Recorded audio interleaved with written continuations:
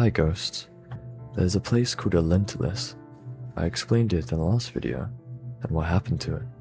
Now I'm going to tell you the humanoid species that live there, called Illentians. I designed them by first starting with the brain. I looked at our brain and thought, our brain's very lumpy, wiry, like a mess. And I thought, what if that was organized? What if it was more linear, straight? So an Illentian's brain has straight channels instead of entangled ones. An Illentian will think faster than a human, but will have to go through every channel one by one, while a human can memorize and get it immediately, if that makes sense. Think of it like gambling. An ECS, or the Illentian brain, will go through all these different channels one by one until it finds the one best for the situation, while a human brain has that 1% chance of immediately getting that channel and getting it immediately. So it's a matter of luck, or remembrance, I guess. And then moved on to this membrane behind the eyes, the reticularum oculoseptic membrane. It's this membrane adapted from the prehistoric age when they were evolving from prawns. They suffered from a lot of eye infections due to their weak defenses on the eyes, and so the muscles behind the eyes started growing this honeycomb-like membrane. This yellow membrane would then store chemicals from a brain lobe known as the ECS, which is excess chemical storage, and then ferment and break down those chemicals and turn them into an antiseptic slime, like mucus. Every time you blink, you moisturize your eyes. Every time an Illentian blinks, they moisturize and spread an antiseptic layer over their eyes to protect them. Due to this, the tear ducts are covered by these membranes. So whenever an Illentian cries, they cry antiseptic tears. The tears will flood into the antiseptic and start taking out stronger version of the antiseptic, and it will stream down their face. That's why an Illentian will always cry golden tears. The antiseptic is reliant on the ECS on the brain. The ECS on the brain works like a fish gill. It stores the chemicals in the brain that it doesn't need and slowly excretes it through these gill-like things.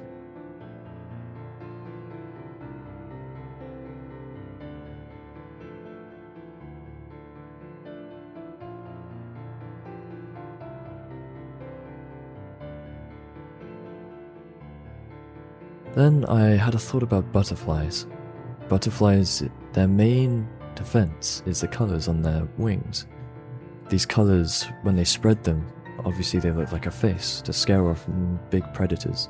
Their bright colors and their eyes, it scares off predators because of how appealing it is. It could look like a giant face, making themselves look bigger or abnormal to another creature. I thought of this and what could be the humanoid equivalent, and got the idea from eels.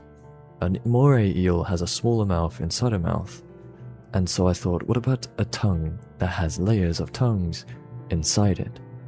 Imagine a human tongue, and you stick out your tongue, but then you could tense a muscle that spreads them open. Layers of other tongues spread out like a flower. Illentians have this tongue flower because prehistoric age wills them to scare off predators. Having a flower immediately grow out of someone's mouth would scare off anyone, let alone any animal. It is a perfect defense mechanism, but it wasn't evolved for the human age. It never changed.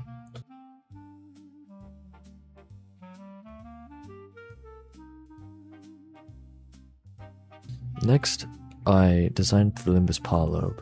This was easy. It was mainly just a bit of flesh mixed together with another piece of flesh that looks like the brain, design-wise anyway. However, it acts by storing DNA and history from its parents. So imagine having a child, and that child will be better at what you are going to do. Say you've been in the war, you can handle stress easily. You can handle stress very well, but you are not very good at math. Your child will still have the opportunity to grow and learn and be good at math, but will naturally be good at dealing with stress like you can, because you're passing down your talents, if that makes sense. Going down to the bone structure, the muscles can't vary that much from a humanoid like us, so I decided to go down and think of what I could choose and take away from our bone structure. I said these guys evolved from prehistoric prawns, and I wanted to keep that kind of underwater fish semblance. I looked at many fish skeletons to understand this, and decided to attach these plates, like fins, along the edges and bones of the Illentian spine. Moving on from the Illentian spine, I thought the same way with the ribcage. Designed the bones in the middle, added these plates, but upon the actual cage, I thought it would look a bit strange to just have the same human cage. Instead, what about a lot of thin ribs instead of a couple thick ones? Imagine a large bone net for a ribcage instead of an actual ribcage. This bone net has a larger radius than our actual ribcage we have today, and holds in all our organs a lot better, but has a lot more weakness to durability. The durability and protection, however, for this ribcage is solved by the plates on top of it. These plates are left over from evolving from prawns, but serves as a kind of ceramic protection.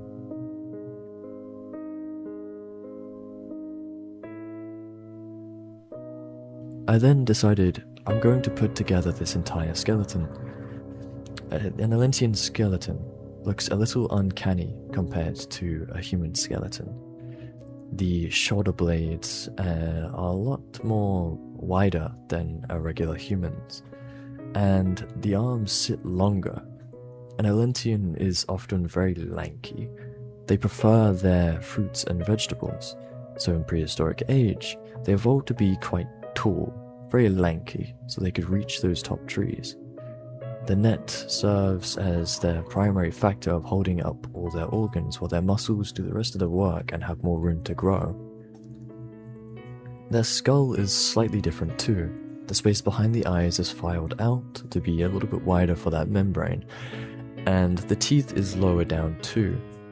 An Illentian's eyes will be sleeker again because of that membrane, but the bone structure will still resemble more of a fish. For an Illentian's skin, it's not uncommon that an Illentian will be born with these mutations. There's a mutation for an Illentian on their skin, where they can get markings like a fish.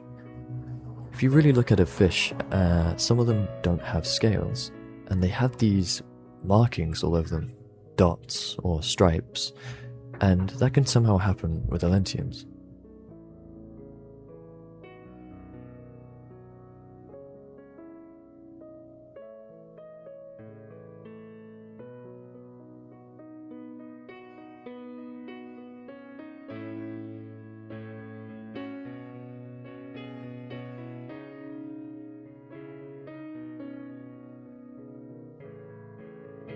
I must apologize for these horrible feet.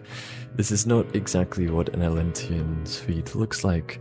I just found it really hard to draw these feet skeletal. The legs of an Illentian looks a little stubby. I think that's because the top layer is so tall. I think I need to extend those next time. But other than that, I'm really happy with the research and anatomy that I've done today, or rather that I've done for the Illentians.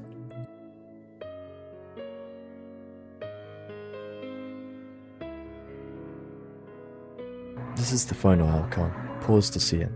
But I wanted to give you a full representation of what an Illentian could look like, so I tried to draw one. You must forgive me for using this reference and structuring its shapes, because I don't draw faces, at least not very often. In total, I think I've drawn 4 faces in my time. That's something I need to get better at. It's a large weakness of mine. But I think I didn't do too bad structuring its shapes, at least not this time. So I first started with the shapes of this human's face, and then structured out this tongue flower. I wanted the tongue flower to be kind of creepy-like. The tongue flower must look this bittersweet between ugly and disgusting and kind of strangely beautiful. When you look at a flower, you think its shape is beautiful, its colors are beautiful. And so I'm wondering, what if I could take that feeling, that shape of a beautiful flower, and mix it with a material that looks weird, to give you that creepy, bittersweet feeling of something that looks nice, but is not nice. I then wanted to catch these really sorrow-filled eyes. I wanted to show off the golden tears of an Illentian, as I think that's one of their coolest features. There's something oddly pretty about a woman who cries mascara tears. That's not me being creepy, I don't mean to say it that way. It's just like tattoos, you know? How they draw along the face. The sorrow-filled eyes is just pretty to me. Moving on from that, I decided to match in the grayscale of the shadows and light, and try to keep focus on the right side eye. I like painting in hair as more of a silhouette than color, so I settled for this really wavy, scruffy, gothic looking hair, and I think I did pretty well, in my opinion anyway. Again, I don't draw faces. I then went on with the eyes. When I went on with the eyes, I did the shading to try and match it, but it didn't really work, so I hope the eyes look alright. I then tried to texture the tongue and realized tongues are really, really hard to do in grayscale, and I don't often do grayscale, so I decided to photo bash this tongue and then grayscale it, drawing in the shadows with a black airbrush and making sure things look creased, look strange. Next were the tears, and unfortunately I didn't get the rest of the footage, so here's one version and here's the other. I thank you all for watching this video and appreciate you listening to my voice for a while.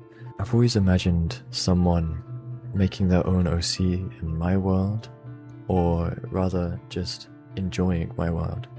The biggest joy to me is sharing the thing I love the most in this world, which is my world, and seeing someone else enjoy and appreciate that too.